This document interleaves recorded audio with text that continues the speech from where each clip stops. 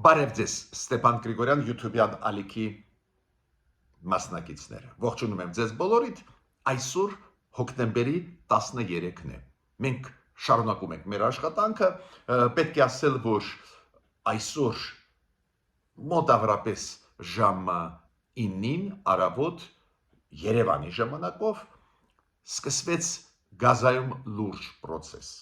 Եվ զինադադար հաստատվեց եւ միաժամանակ սկսեցին փոխանակում անել Համասը եւ Իսրայելը։ Համասը վերադարձնում է Իսրայելին պատանդ վերցրած Իսրայելի քաղաքացիներին, Իսրայելն էլ վերադարձնում է Համասին կամ Գազա այն պաղեստինցիներին, ովքեր դատապարտված էին Իսրայելում ու գտնվում էին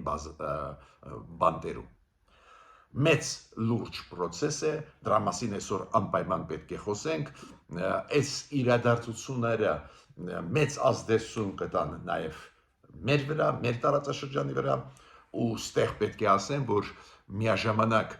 սկսվեց Եգիպտոսում Շարմ Էշ-Շեյխում մեծ գագաթնաժողով նվիրված Գազայում խաղաղություն հաստատման հարցերով, այս գագաթնաժողովին հրավիրված է նաև Նիկոլ Փաշինյանը։ Լրջագույն դա փաստ է, դրական փաստ է Հայաստանի իմիջի համար։ Անպայման մենք այսօր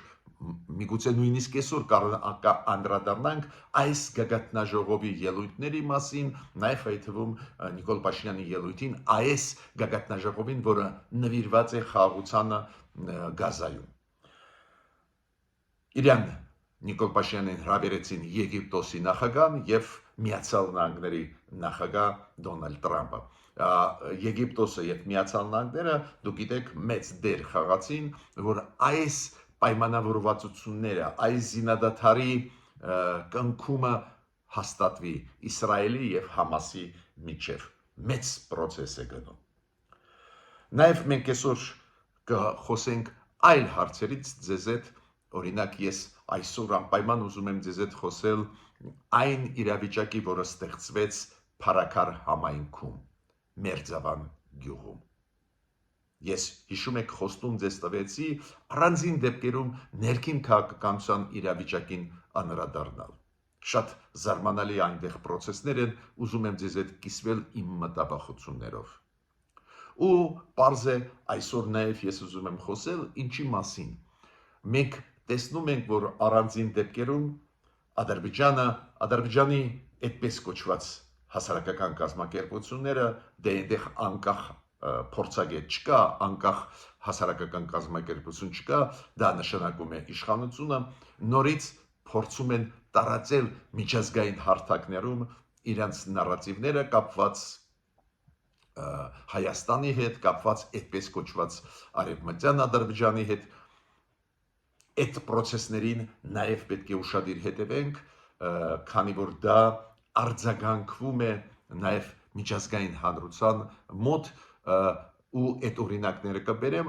ուրեմն այս մեծ process-ի մեջ խաղաղություն Հայաստանի ու Ադրբեջանի միջև անպայման իշխանությունները պետք է ճշտումներ մտցնեն։ Ինչի մասին է խոսքը, ես ձեզ հետ մի քիչ ավելի ուշ կխոսեմ։ Ուրեմն սկսում ենք մեր այսօրվա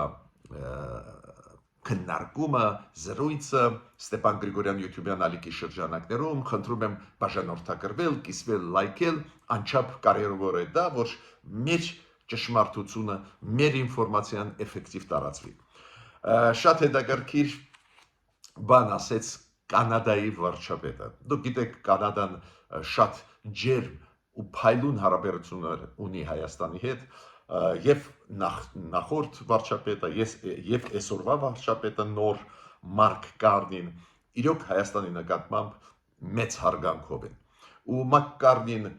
Սպիտակ տանն էր մի քանի օր առաջ պաշտոնական այցելությունով ու երբ որ ինքը հանդիպեց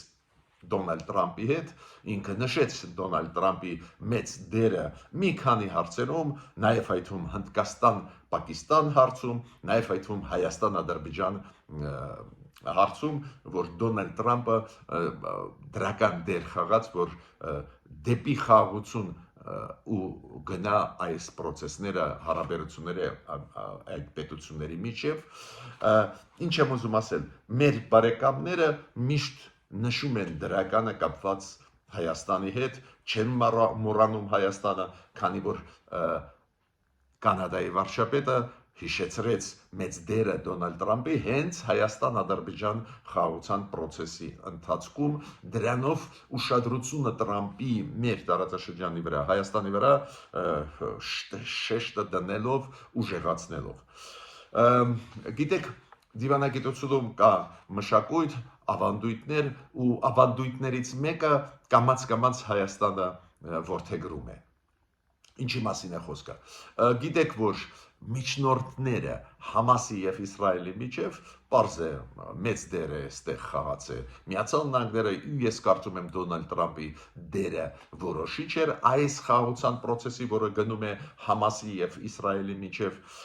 շատ մեծ դեր խաղաց նաեւ Եգիպտոսը, նաեւ Քաթարը, նաեւ վերջի փուլում Թուրքիան, որպես միջնորդ պետություններ։ Ու այդպես ստացվեց, որ Քաթարի 3 դիվանագետները, ովքեր գտնվում էին հենց Եգիպտոսում, զոհվեցին ավտովթարի պատճառով։ Իրոք մարդիկ մեծ աշխատանք կատարեցին, Քաթարի դիվանագետները ու հենց այս վերջի օրերին մեծ ջանքեր գործադրեցին այս երկրի, Քաթար երկրի դիվանագետները ու ափսոս, որ զոհվեցին ավտովթարի պատճառով։ Ու շատ կարևոր եմ համարում, որ Հայաստանը իր ցավակցությունը հայտնեց Քաթարի կառավարությանը այս իրանց դիվանագետների, որոնք այս ծանրագույն միսիային կատարում իրանց զոհվելու պատճառով։ Պարոն Զելենսկին, նախագահ Ուկրաինայի, հպարտությամբ նշեց, որ 2 օրվա մեջ 2 անգամ հեռախոսազրույց ունեցավ Դոնալդ Թրամփի հետ։ Այո, իրոք Ուկրաինայի ղեկավարությունը կարողացավ աշխատանք կառուցողական տանել Դոնալդ Թրամփի հետ, դա է պատճառը, որ հիմա Դոնալդ Թրամփը շատ ու շատ ավելի ուշադիր է Ուկրաինայի պահանջարկների նկատմամբ, то есть ինչ է պահանջվում Ուկրաինային, Դոնալդ Թրամփը պաշտպանելու երկիրը Ռուսաստանի ագրեսիայից, Դոնալդ Թրամփը հիմա ավելի ուշադիր լսում է ու անում է քայլեր։ Մեր պաշտպանության նախարարը Սուրեն Պապիկյանը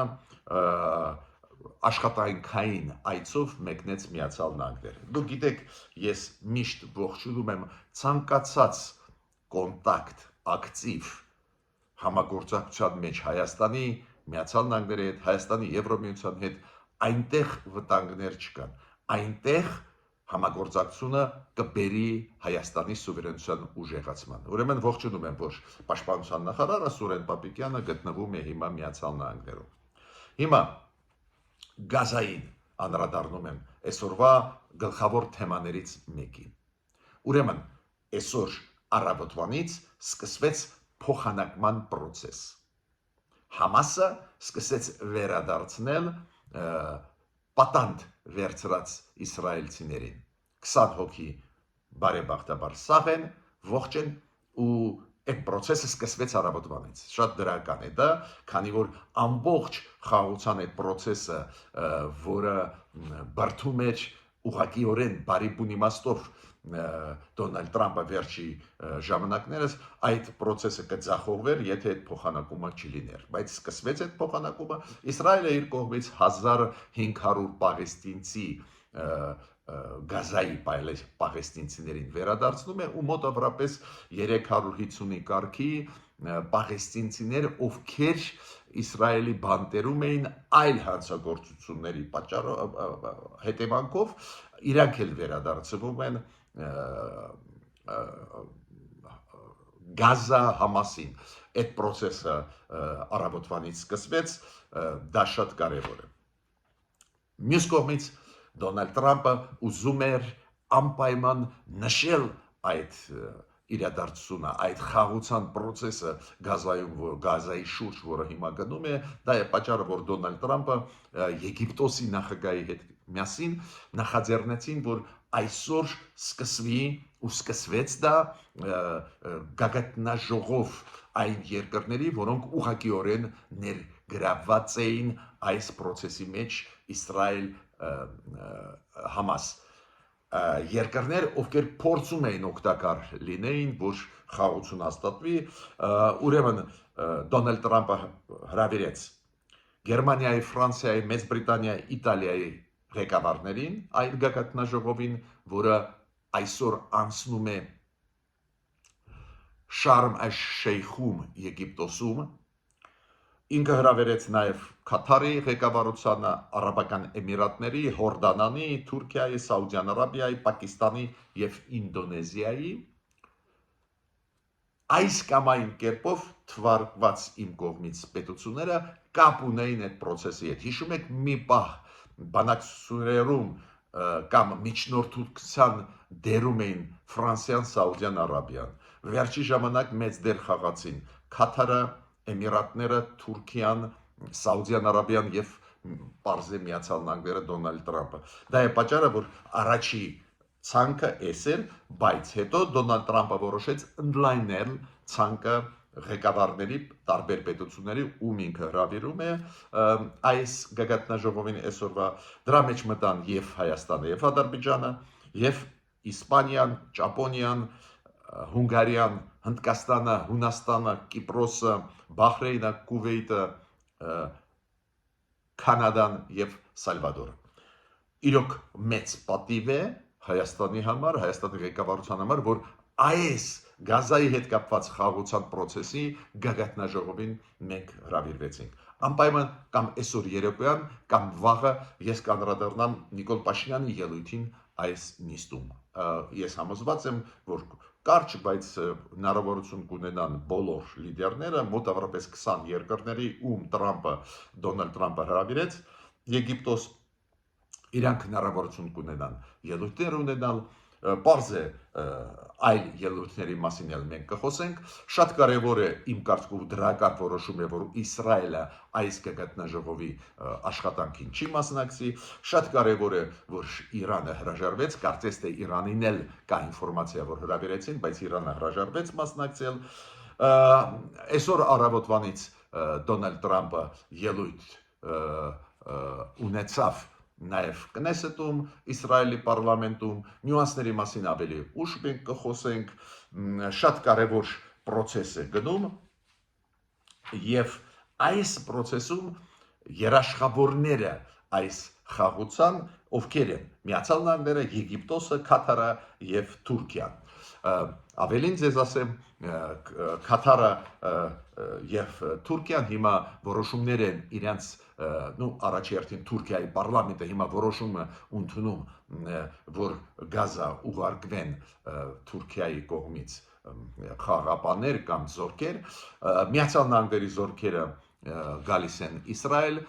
փոքր խումբ, 200 հոգանոց, ինչի համար, հետևելու համար, այդպես կենտրոն կստեղծի, որը կհետևի, որ զինադադարը չխախտվի, Թուրքիան էլ պարլամենտի միջոցով պետք է որոշում ընդունի, որ ուժեր ուղարկի, որ հետևեն։ Նաև կլինեն ուժեր Եգիպտոսից եւ Քաթարից զինված ուժեր կամ խաղաղապահների տեսքով կամ այլ տեսքերով, որոնք կհետևեն, որ Գազայի հետ կապված խաղաղություն լինի։ Դες մենք տեսնում ենք երաշխավորներ ստեղ կան, որ խաղաղություն լինի։ Նորից կրկնում եմ, եւ Փաշինյանը եւ Իլհամ Ալիևը հրավիրված են այդ գագաթնաժողովին։ Ֆրանսիայի նախագահան պարզ է հրավիրված է, Ֆրանսիայի դերը շատ մեծ էր այս միջնորդական դերում Համասի եւ Իսրայելի միջև, պարզ է Էմանուել Մակրոնը կմեկնի։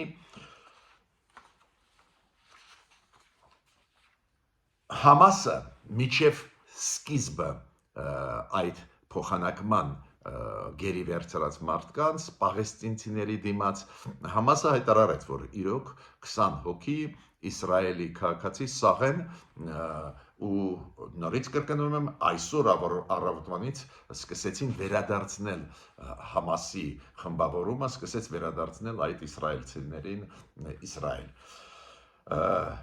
Պարոն Վենսը փոխնախագահ Միացյալ Նահանգների ասաց, որ այդ process-ը առաջի փուլը կարևորագույնն է, փոխանակում պատանդների եւ պաղեստինցիների դիմաց, բայց երկրորդ փուլը շատ կարևոր է, այդ որ զինադադարը ավելի ամուր լինի, կայուն լինի, այ երկրորդ փուլը, քանի որ Համասը դեռ չի համաձայնվում զինաթափվել, հրաժարվել Գազայում իշխանություն ունենալ, դա է պատճառը, որ պարոն Վենսը ասում է, որ անընդհատ Միացյալ Նահանգները պետք է ուշադիր լինեն։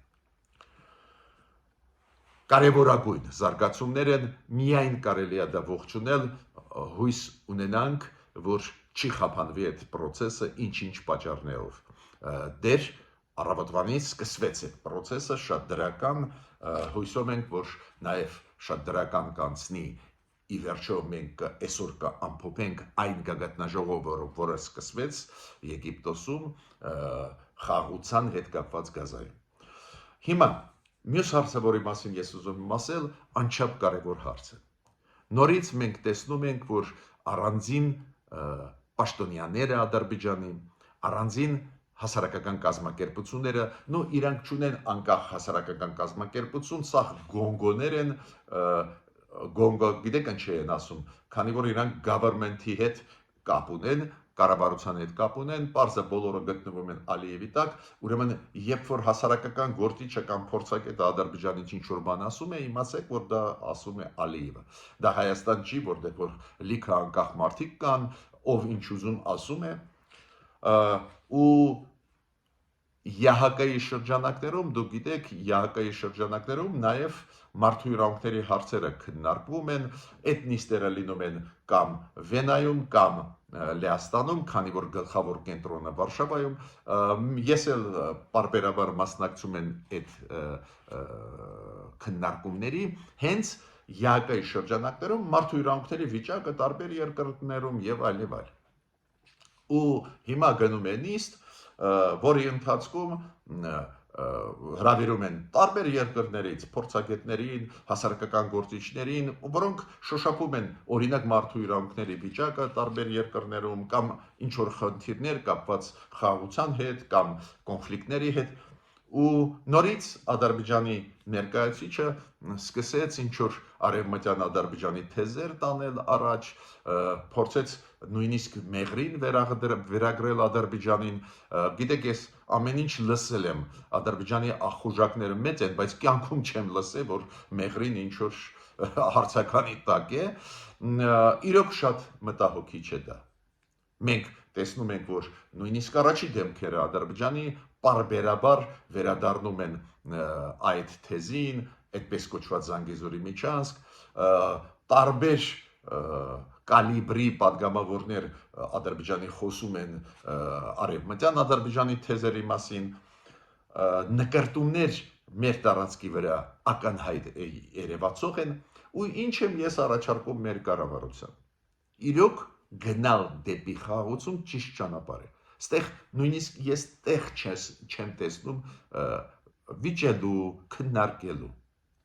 Իրոք դա նաև տալիս է իմիջ Հայաստանին, որ Հայաստանը գնում է դեպի խաղաղություն, ու դա ստիպում է Ադրբեջանին ավելի մեղմ պահել, ավելի զգուշավոր իրան պահել։ Վաշինգտոն մերոնք տարան Ալիևին, այդ պետք է ճիշտ ասենք ու գնահատենք, ու ստիպեցին խաղի կանոնների ենթարկվել, բայց չի կարելի տալ Ադրբեջանին հնարավորություն ինչ ուզենա, որտեղ ուզենա ասել։ Լինի դա պաշտոնյան Ադրբեջանի, լինի դա իբր անկախ փորձագետ կամ անկախ падգամավոր, չի կարելի թողնել։ Անընդհատ պետք է պատասխաններ տալ, իմիջիայլոց ԵԱԿ-ի նիստում նաև Հայաստանից կային փորձագետներ եւ հասարակական գործիչներ, ովքեր պարզ է պատասխան տվեցին դիպուկ, բայց նաև պետական մակարդակով, օրինակ Արցախայցան իրավունքների մասին անպայման պետք է հարց բարձրացնենք, ել ավելի կոշտ հարց բարձրացնենք, որ պատանդ վերցրած, գերի վերցրած հայերին բանտերից Բաքվի ազատեն, ինչու, որ նեղության մեջ գցես ադրբեջանցիներին, Ադրբեջանի ղեկավարներին։ Ես վաղուց դրա մասին ասում եմ ու նորից կրկնում եմ, խաղաղության օրակարգը ճիշտ է, այստեղ ոչ ոք չի վիճում, բայց այդ օրակարգում պետք է ճշտում անել։ Լակտիանում են։ Հիմա կյանքում մեղրի հարցը ես չեմ լսել, կյանքում չեմ լսել, ուսումնասիրել եմ երկար տարիներ ադրբեջանցիների խոսույթը, բայց տեսակ եկան ստեղել ինչ որ ամբիցիաներ ցուցաբերում են։ Միտքս ինչու՞մ է, եթե տեղը դնում ես, առաջ չեն գալիս, եթե տեղը չես դնում, առաջ կգան, էլի բան կպահանջեն, նույնը սահմանադրության հետ կապված։ Ավելի հստակ մեր կառավարությունը պետք է ասի, փոխեք ադրբեջանցիք ձեր սահմանադրությունը, մենք կփոխենք մերը։ Դա մեղմ դիրքորոշումը բերում է հետևանքների, երկու հետևանքների մասին պետք է ասեմ։ Ուրեմն Մոլդովան ունի դեսպան Ադրբեջանում ու իրանց դեսպանը Ադրբեջանում Մոլդովայի։ Ելույթ ունեցավ, ինչ որ ինտերվյու տվեց Ադրբեջանի պետական լրատվամիջոցներին ու ասեց, այդ փորձը վերականգնել տարածքային ամբողջականությունը, որը ունի Ադրբեջանը, պետք է ուսումնասիրել, փայլուն փորձ է։ Ու ես հասկանում եմ մոլդովացիներին, ինչ են իրանք լսում։ Ալիևից լսում են, որ ինքը վերականգնեց իր տարածքային ամբողջականությունը, Հայաստանից լսում են, որ մենք ճանաչեցինք տարածքային ամբողջականությունը Ադրբեջանի ու վերջ։ Մեզանից չեն լսում այլ բաներ, որ այո, մենք խաղաղության կողմնակից ենք, բայց Արցախահայության իրավունքները պետք է հարգվեն։ Ադրբեջանը ուժով հանեց հայերին, ուրեմն պետք է բարի լինի վերադարձնի այդ հայերին։ Այո, մենք ճանաչում ենք տարածքային ամբողջականությունը, բայց մարդկանց իրավունքները չի կարելի խախտել։ Բայց այդ երկրորդ մասը չի լսում մոլդովացի պաշտոնյան, ու ինքը ասում է, վայ, ինչքան լավ է, առանց խնդրի ադրբեջանցիք լուծեցին այդ հարցը։ Նույնը Խորվաթիայի պարլամենտի ղեկավարը, իրանց ազգային ժողովի ղեկավարը, որը պաշտոնական այցելությունով էր Բաքվում, ինքն էլ նույն միտքը ասեց, որ լավ է, որ խաղաղությունը հայերի Ադրբեջանի միջև է, բայց ինքը ասեց այդ խաղաղության օրինակը, որին հասավ Ադրբեջանը ու տարածքային ամբողջականությունը ոնց վերականգնել, շատ հետաքրքիր է, պետք է ուսումնասիրենք։ Ես իրանց չեմ մեղադրում, ես ասում եմ, մենք պետք է ուշադիր լինենք, մենք պետք է բոլոր փակագծերը բացենք, այո, խաղաղությունը ճիշտ է, այո, մենք ստորագրեցինք, այո, մենք պարտավորություններ վերցրեցինք հայերս, Հայաստանս եւ կկատարենք, Ադրբեջանն էլ իր մասով պետք է կատարի, բայց չի կարելի թույլ տալ, որ ինչ ուզենան, որտեղ ուզենան խոսեն։ Պահանջենք Ադրբեջանից սահմանադրության իրանց փոփոխությունը, իրանց սահմանադրությունը հղում է անում առաջի Ադրբեջանի անկախության վրա ու այն 110 տարվա սահմանադրությունը Ադրբեջանի առաջի հանրապետության Ադրբեջանի, որ կարդում ես, այնտեղ Հայաստանի 60%-ը իրանցն է, ուրեմն պետք է հանեն դա, փոխեն դա։ Այդ դեպքում ավելի լավ կհասկանան մարդիկ ինչ է կատարվում։ Ու վերջի հարցը, բայց ամենակարևոր հարցն է այսօրվա։ Ուրեմն Փարաքար համայնքում գնում են ինչ-որ պրոցեսներ։ Դուք գիտեք, փետրվարին սպանություն էր, հետո ավելի ուշ սպանեցին Վալոդիա Գրիգորյանին, Փարաքարի համայնքի ղեկավարին ու իր ընկերոջը։ 3 սպանություն կես տարվա մեջ, լարված վիճակ, հասկանալի է դա ամեն ինչ, բայց ես շատ մտահոգեցի, երբ որ լսեցի, որ Մերձավան գյուղում մարդիկ հավաքում են ստորագրություններ, որ ինչ որ ընտանիք այնտեղ չպետք է ապրի։ Շատ մտահոգիչ է դա։ Դա նշանակում է, որ պետական ինստիտուտները չկարողացան լարվածությունը, որը կա Մերձավան գյուղում, Փարաքար համայնքում, փարատել, թուլացնել։ Իշխանությունները պետք է դրա մասին մտածեն։ Երբ են մարդիկ այս ձևի քայլերի գնում, որ այս ընտանիքը վատն է, չպետք է ստեղ ապրի եւ այլն։ Երբ որ չի աշխատում արդարադատությունը, երբ որ չի աշխատում դատական համակարգ։ Սպանություններ եղել են, ոչ ոք չի պատժված, դատական նիստեր դեռ դատարաններին չի հասել գործը, ու մարդիկ որոշում են լուծել հարցը իրանց ձևով։ Իրանք մտահոգված են իրավիճակով, լարված է վիճակը, նույնիսկ ինչ-որ վրեժի խնդիրներ առաջացան, այդ որ Իտալիայում ասում են վենդետան, այստեղ է, որ իմ առաջարկը որն է իշխանություններին, ավելի խորությամբ ուսումնասիրել իրավիճակը։ Ես գիտեմ, որ իշխանությունները մի շարք պաշտոնյաներին հանեցին գործից միլպետներին եւ այլ հատուկ ծառայությունների ներկայացուցիչներին, որ բաց թողեցին իրավիճակը, շատ միգուցե ճիշտ կայլեր են, բայց միտքս ինչու՞մ է։ Ոնց կարա լինի այդպես, որ ինչ որ մարդիկ հավաքեն ստորագրություն, որ ինչ որ ընտանիք վտարվի այդ համայնքից։ Դա գալիս է նրանից, որ ինստիտուտները չեն աշխատում, արդարությունը չի խախտում, հաղթող չի դուրս գալիս։ Ուրեմն նույնիսկ ես չգիտեմ ազգանունները, նույնիսկ չգիտեմ ում մեղադրում են, չեմ ուզում նույնիսկ խորանալ, ինձ հավատացեք, ինքը փաստը, որ ստորագրություններ են հավաքվում, որ ինչ որ ընտանիք չպետք է այդ համայնքում ապրի, դա մտահոգիչ է, քանի որ եթե օրենքը աշխատում է, այս ձևի երևույթներ չպետք է լինեն։ Ի վերջո, փետրվարին ինչ որ սպանություն էր։ Եթե իրոք բռնեցին մարդուն, ով այդ կատարեց սպանությունը, եթե իրոք իրան դատեին, ինչքան հասկանում են, այնտեղ մեղադրյալներ կան, վկաներ կան, բայց դեր վերջնական որոշումներ այդ փետրվարյան սպանությունների հետ կապված չկա, ինչ է դա նշանակում։ Դա նշանակում է, որ մարդիկ մտահոգված են, մարդիկ կորցնում են վստահությունը պետական ինստիտուտների նկատմամբ, դատարանների նկատմամբ, ու ստիպված են ման գալ այլ լուծումներ այս խնդրի։ Խորհուրդ եմ տալիս անկեղծ մեր պատկան մարմիններին էլ ավելի ուշադիր ուսումնասիրել այդ դեպքը։ Այդ դեպքը կարող է նախադեպ լինի այլ տեղերում ու լարվածությունը ներսում էլ ավելի մեծանա, ոչ միայն այս համայնքում, քանի որ եթե դատարանը որոշում է ընդունում, այդ որոշումը արդար է, հանգստանում է համայնքը։ Օրինակ, մարդը կատարեց սպանություն ու պատիժ կրեց դրա համար։ Բոլորը դրանից հետո հանգստանում են, բայց եթե այն մարդը պատիժ չի կրում, որը սպանություն կատարեց, կամ անմեղ մարդը պատժվում է եւ այլ, այդ դեպքում լարվածությունը հասարակության ներսում բարձրանում է։ Տեսակ, ես հատուկ ոչ մի անուններ չտվեցի, ազգանուններ չտվեցի, քանի որ անմեղության կանխավարկած կա, բայց ինքը երևույթը չի կարող չմտահոգել։ Ուրեմն ես ավարտեցի իմ այսօրվա ելույթը, միջ նոր հանդիպումներ։